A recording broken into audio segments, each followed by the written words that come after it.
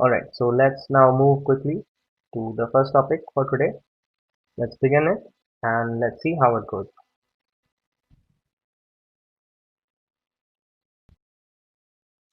So thank you for putting your trust in crack medicine.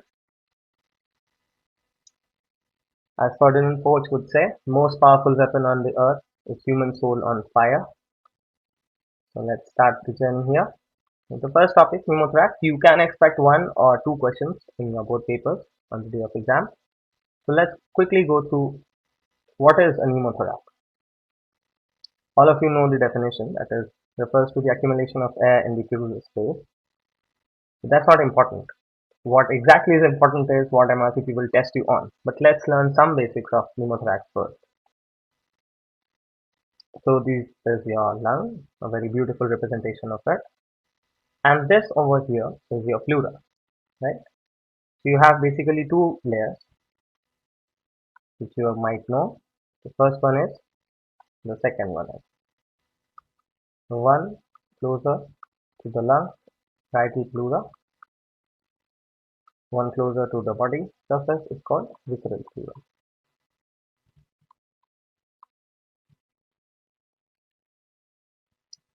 So here it how it looks. Now the accumulation of air causes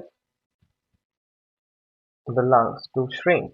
So you can see how beautifully this is shown here, and all this blue material over here is air, right? So this causes your lungs to shrink in this way. What happens basically is when your lungs will shrink on one side, one lung will shrink, this will cause the mediastinum to push because there is air inside, and this will cause a positive pressure. Usually there is a slight negative intrapleural pressure. This breaks that negative intrapleural pressure into positive pressure. It causes a shift in your mediastinum. Okay. Also, there is a reduction in saturation. Some of you might be familiar with this. The famous case of murder of Julius Caesar. Why I put it over here? Because if you look at this guy over here, he stabbed Julius Caesar, and not only he, but all the other members of the parliament at that time. Supposedly, I'm not getting into history right now. So, what basically they caused the end of Caesar was pneumothorax, because they stabbed him multiple times and they injured his pleura, causing air to enter his pleural space and basically the death of Julius Caesar. And that's why this name, Q2 Brute, that is Brutus. So what are the types of pneumothorax? We basically have three: primary, secondary, and tension. When you do not understand the cause, it's primary. When you have a cause, it's called secondary.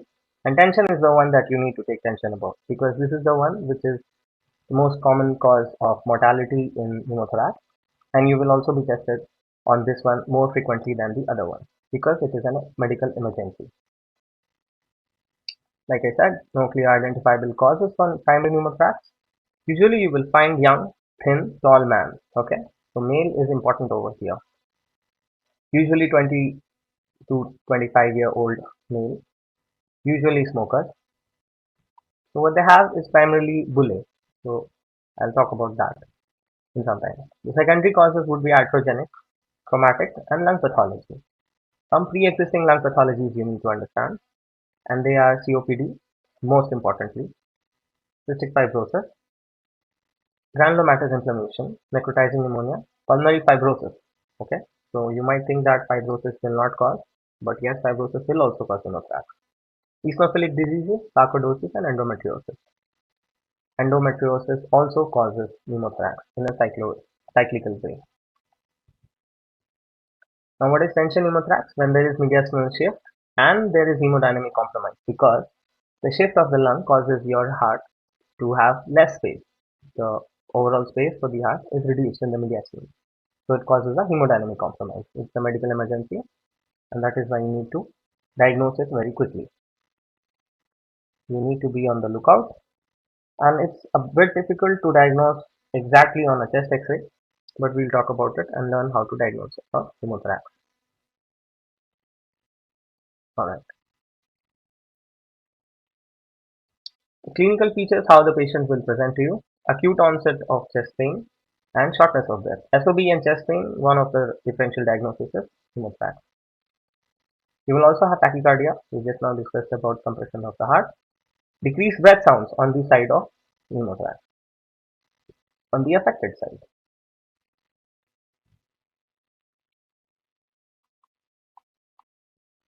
You will also hear a pleural friction rub. This is very classic, but you might not hear it in emergency conditions. That's okay. When you percuss the lungs, it will have a hyperresonance feel because there is air and air causes hyperresonance. So that is a definitive indication of a pneumothorax. This you will definitely be able to detect in an emergency situation. There will be tracheal shift. Sometimes the air leaks into the subcutaneous tissue, the soft tissues as well. So it's called subcutaneous emphysema. How to diagnose a pneumothorax? Okay, so let's learn something over here about chest X-rays as well. You will not be given any images in your part 1 examination. Rest assured about that. There will be absolutely no images whatsoever in your part 1 examination. But if you have a thorough understanding of the condition, it will help you in the long run. So whenever you are looking out for a pneumothorax, start from the topmost part. So this is your topmost part. This is your trachea. You can see this is blackened out, right? And this is the normal air inside the lung. So the lung parenchyma, air contained within the lung parenchyma, looks like this. It's not exactly black, but it's a bit grey on the darker side. Now start tracing the lungs from the top part. Okay, so this is how you trace a pneumothorax, and this will be your visceral pleura. Okay, and when eventually if you find a gap over here, and the gap will be darker than the rest of the lung, that is exactly what we are looking for. Okay, so if you look at the parenchymal density, let's say the blackness or the density, this is grayish, and look at this. This is completely black. Okay, so this is air. So look, be on the lookout for completely black, and it will appear something like this because it will be starting from here, from the topmost part. Because it's air, it will escape to the topmost part of the lung. This is a very classic case. The lungs have shrunken completely. Sorry, the lung has shrunken completely, and as you can see here, this is the marking. Okay, so I am tracing it down for you, easier to understand. And you can see how the mediastinum has been pushed away. Look, here's the tracheal bifurcation, and it is definitely pushed to the other side, right side. Okay, this is your right side of the chest X-ray.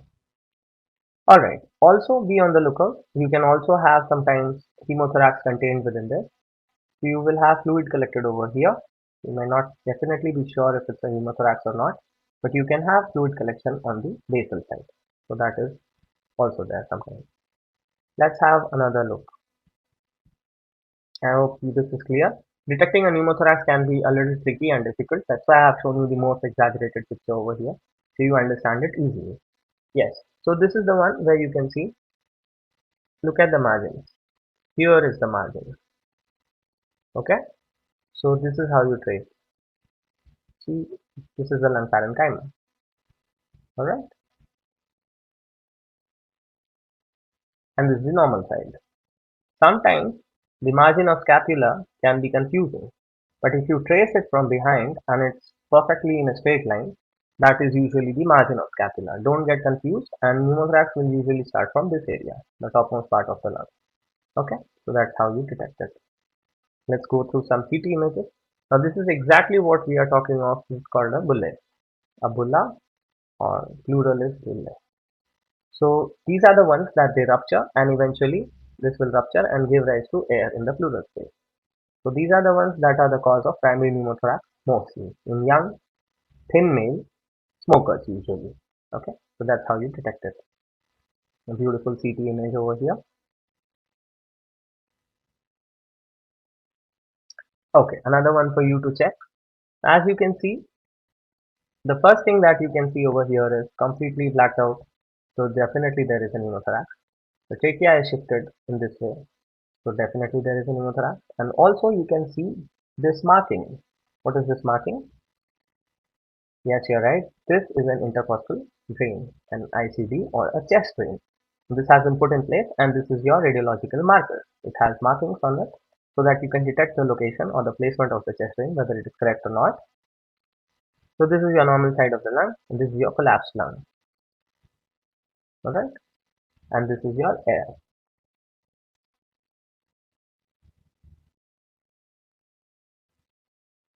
Okay, this is a beautiful picture of pneumothorax and subcutaneous emphysema. Now you can see this is your subcutaneous tissue, the chest wall. But here in the chest wall, you see these dark colored things. This is what is exactly called subcutaneous emphysema. Simple, right? When the air has leaked into the subcutaneous cavity. Also, you can see here is the black marking. So it's very easy to detect pneumothorax on a CT, but mostly you will never find a CT. You will have to detect pneumothorax on a chest X-ray itself. So the lung has shrunken definitely. Look at the lung volume here and look at the size of the pneumothorax. It's quite a massive one, so massive that it has bled into the subcutaneous space, the air. Okay, all right. This is your heart. We'll talk about the basics of CT in other classes as well. Then we will go later. Okay, so let's talk about MCQs now. So this is the chart and I will put it out in the table section for you to download. Please do download it and keep having a look at it because this is definitely going to come up in your exam and you will definitely be tested on it. Now we will deal all the MCQs in one chart, which is this one. Okay. All the MCQs that you can be asked will be definitely coming from this one. So let's go with the first one. What's the first is the primary pneumothorax. What's primary? Like I said, when you have no identifiable cause. So the primary pneumothorax, it will be less than 2 centimeter. The age of the patient is less than 50 years and there is no shortness of breath. All the three criteria, I repeat, all the three criteria should be met. Otherwise, you will go to this one. In this, you can see there is more than 2 centimeter rim of air. Okay, by the way, how do you detect whether the rim of air is what centimeter and what is the size? In the 100% zoom level of the chest X-ray, when you have a look at it, at the level of hilum, okay, the level of hilum, when you check it, the gap between the pleura should be 2 centimeter or less to define. Okay, so this is all being talked about at the level of hilum. I'll just write it down over here for you. Okay, so at the hilar level, if the rim of air is less than 2 centimeters, you will go in down this pathway. So what do? You do nothing. Yes, absolutely nothing. You can prescribe painkillers to the patient if the patient has pain. But remember, the patient should not have shortness of breath. A slight pain is fine. You can give ibuprofen for that. But basically, you do nothing. Okay. What do you do then? Later, you ask the patient to come in for a review after 2 weeks. And if required after 2 weeks, then you repeat the chest X-ray. Okay. Now you will also advise the patient to resume the normal activity. He's not allowed to do any strenuous exercise or activity. Scuba diving is very important. Strictly no scuba diving. Okay. This is probably the most important sentence over here because you will definitely be tested on this. The question will ask you, how quickly can the patient resume scuba diving? So scuba diving cannot be resumed till the patient has definitely got a pleurectomy done. How quickly the patient can resume an air travel or can go to a flight. Usually this is they allow the patient to go up in a flight after 4 weeks. So you have to ask the patient to wait for 4 weeks and when then there is no complaints whatsoever, then the patient can go in a air travel. Okay. So this is when the rim of air is less than 2 centimeter. When it is more than 2 centimeter, so from here the questions start getting a little confusing. Also remember we are talking about primary pneumothorax. There is no history of COPD, no history of chronic smoking, no history of emphysema or anything otherwise. So that is why this is primary. When the rim is more than 2 centimeter, also in cases of secondary pneumothorax, when the rim is less than 2 centimeter, both of these have the same pathway. Secondary pneumothorax means when the patient gives you history of COPD, old patient with history of COPD, emphysema or anything else, cystic fibrosis maybe, not old but yes. So when these two criteria are fulfilled, then you go down this pathway. The first step to do is aspiration. Okay, aspiration is via IV cannula. Okay, and I will write it down here because you will be asked questions from this.